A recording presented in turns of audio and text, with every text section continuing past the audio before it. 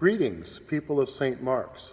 Some of you have told me that you're having difficulty with This is the Feast from setting 9 of Holy Communion in Evangelical Lutheran worship. It's a very modern setting, and I can understand why it might be giving you some difficulty.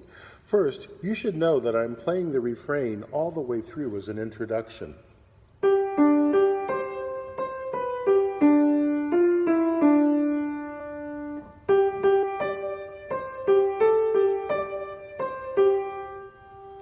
We sing that at the very beginning.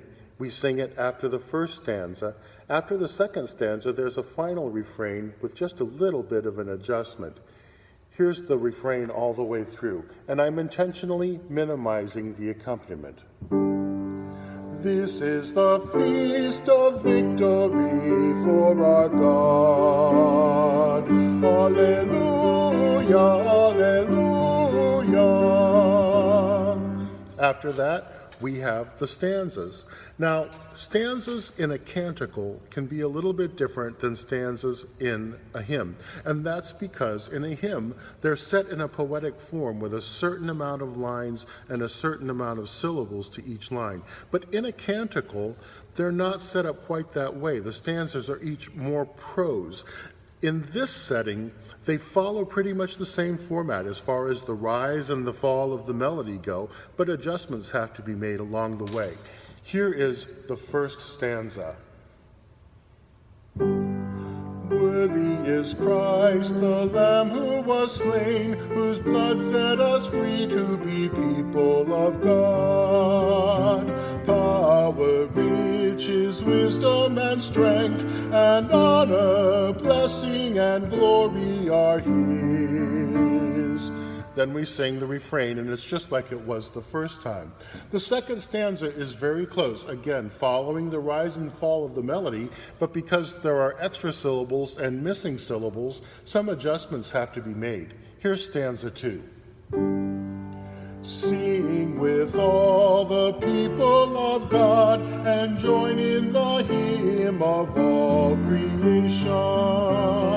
Blessing, honor, glory, and might be to God and the Lamb forever. Amen. You heard that adjustment at the end, God and the Lamb, that has to be made because of the text. Now, we will sing the refrain again after that, but with only a slight variation, and again, it's because of the text. Here's the third refrain. This is the feast of victory for our God, for the Lamb who was slain has begun his reign.